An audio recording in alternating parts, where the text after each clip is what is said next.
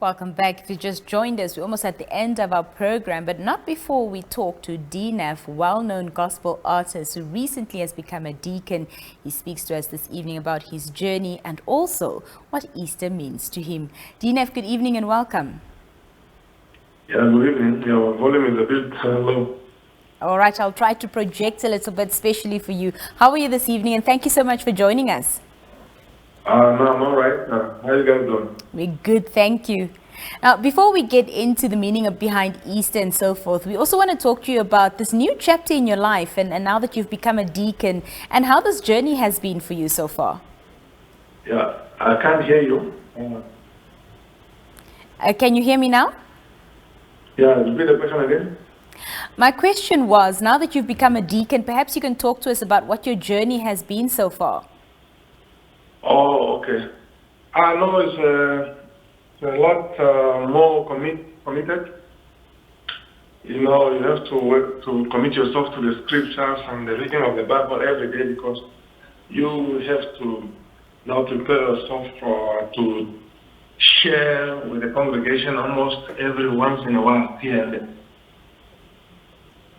I'm sure a lot of your fans are wondering if you're leaving the gospel industry and focusing on just being a deacon full-time. Can they still expect, some music from you? Oh, yeah, no, that one definitely there. I just released an album actually about, was in January. There's a new album that is out. That part of my life will always be there. I cannot definitely drop it. I just have to definitely follow the leading of the Lord in the direction He's taking me. Now, D-NAFF, as a believer, what does this Easter period mean to you? Easter? I'm saying, as a believer, what does this Easter period mean to you? It means a lot, and it's a very emotional period because it's a lot of reflection on the history of Easter, about what happened on the cross of Calvary, the death and resurrection of Christ, and the reason why we have to go through what he went through. One of the most celebrated holidays of the Christian faith. I know we have other holidays like Christmas, but this one is the one that stands out a lot because without him dying on the cross of Calvary, there would not be any redemption for any human. Now, some may argue, D-NAFF, that this time of reflection, has been reduced to just another long weekend of unwinding and traveling. Do you agree with this, and why do you think that is? Okay, you're going to have to repeat that again? My question was that some may argue that this time of what is supposed to be reflection has been reduced to just another long weekend where people unwind and travel and spend it in different manners. Do you agree with that? And why do you think it is that people no longer sort of take in the essence of what Easter is truly supposed to mean? Definitely. I agree with that argument. I mean, not everybody believes in God, and that is their choice.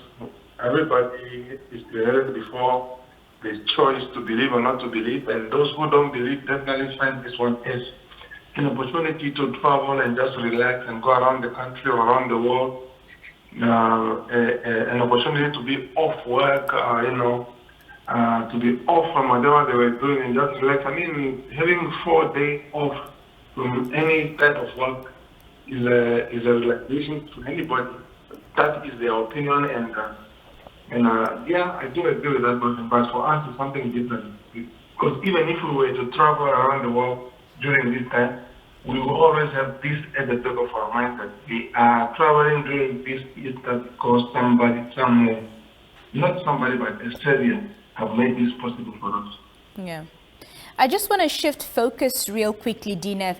Of late, we've seen a really dark cloud hanging over the creative industry lately with, the loss of some of your peers. You're one of the few in the industry that advocates for mental health.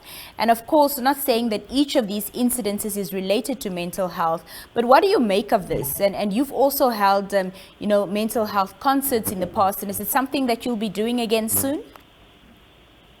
Actually, we even started talking about it more, especially after the death of so many people that were close to us. One of the reasons why we started that initiative, Speak Out, Seek Help, was actually to be able to reach out to the celebrities in our own industry. When we started, I think people did not realize that we were very serious. We know and we have seen a lot of our friends abusing substances and getting addicted to a lot of things. And when we did the call, many people responded, and especially the public. Artists came through. I do believe that if we can just come together and speak to one another and be able to listen to advices, because everybody has got their own life to live. I understand that, but there is a scripture that says, if you continually refusing to listen to the word of advice or to the word of wisdom, you will surely soon be cut off. It is really, really necessary that when people are reaching out to anybody or to us, let us listen and give an ear, because by the way things have gone in the past right now, you can tell that some of the things could have been avoided if we only listen. That is so true, D-NAFF. On that note, I'd like to thank you for joining us this evening. Enjoy the last few hours of your long holiday and enjoy your evening. Thank you. Thank you very much, and you guys be blessed. Highly. That was Namibian gospel artist D-NAFF speaking to us on the line. That wraps up today's edition of the Daily Roundup.